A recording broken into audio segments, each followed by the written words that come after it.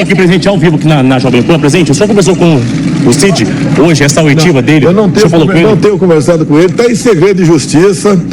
Isso aí, então não posso. Apesar de vazar, está em segredo de justiça. O que eu vi agora no rodapé de uma TV lá, que ele ficou em silêncio, isso é ele, com o advogado dele. Ele foi um excelente oficial do Exército Brasileiro, jovem ainda, forças especiais, comandos, paraquedista, primeiro lugar de quase todos os cursos que fez, tá certo? Ele fez o melhor de si. Peço a Deus que não tenha errado, tá? E cada um siga a sua vida. Nós não fizemos, né? Procuramos fazer. Bom dia, senhoras e senhores. Hoje é 23 de março de 2024, são 11 horas da manhã. E o Mauro Cid finalmente colheu o que estava plantando.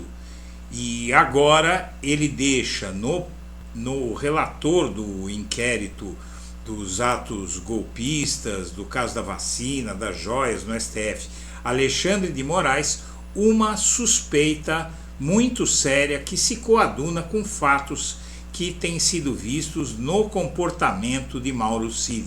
Antes de prosseguir, eu quero pedir a você que acompanha o Blog da Cidadania que se inscreva no canal, curte e compartilhe os nossos vídeos, acione o sininho das notificações, que assim você nos ajuda a fazer o nosso trabalho. Sob pressão, o Cid estava se dividindo entre ser fiel a Bolsonaro e o risco de prisão, até que ele deu um passo em falso. E por que ele deu esse passo em falso?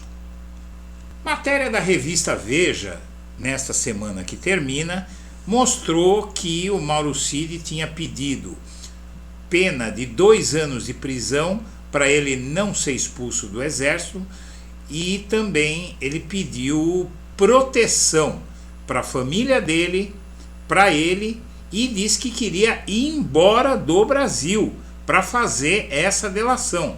Você vê aqui nessa matéria da revista Veja que nas tratativas com a Polícia Federal, Mauro Cid também expressou uma preocupação com possíveis retaliações após as revelações tornarem-se públicas e deixou clara a intenção de deixar o Brasil o quanto antes. Como ainda não é possível, ele solicitou algum tipo de segurança especial. Desde maio do ano passado, quando foi preso, o Exército determinou o deslocamento de um posto de segurança para a esquina da rua onde ele mora e onde foi feita ontem, inclusive, uma operação de busca e apreensão. À época, a medida foi justificada como uma maneira de evitar constrangimentos e proteger a família. Depois da soltura, a estrutura foi mantida. O argumento é que naquela rua moram comandantes de organizações militares, etc. Seja como for, o Mauro Cid acabou fazendo algo que não se esperava que ele fizesse. Ele começou a dizer, para quem quisesse ouvir, que nunca disse que Bolsonaro tramou golpe. Ora, não é possível. Ele deu declarações dizendo, inclusive, que o Bolsonaro tinha falado da minuta golpista para os generais, que inclusive depois o delataram. Isso está na delação dele. Mas ele começou com a conversa que apareceram naqueles áudios. Ele estava insinuando que estava sendo forçado, tal.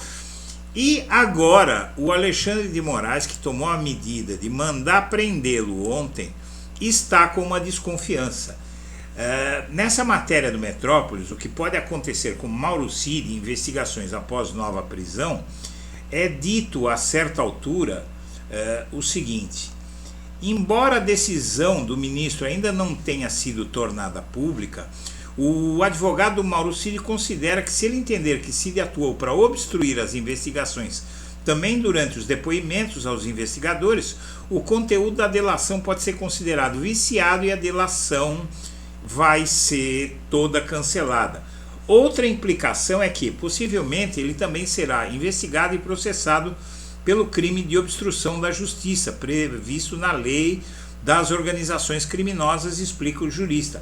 Vale lembrar que, entre os argumentos para a prisão, Moraes destacou o descumprimento de medidas cautelares.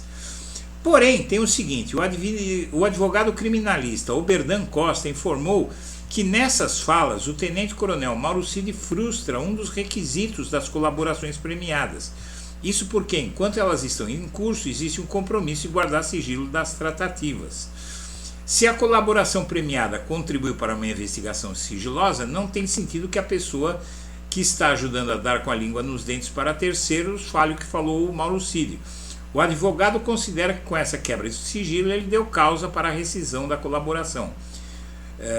Tudo que ele deu para a acusação para negociar esses benefícios, a acusação vai poder usar.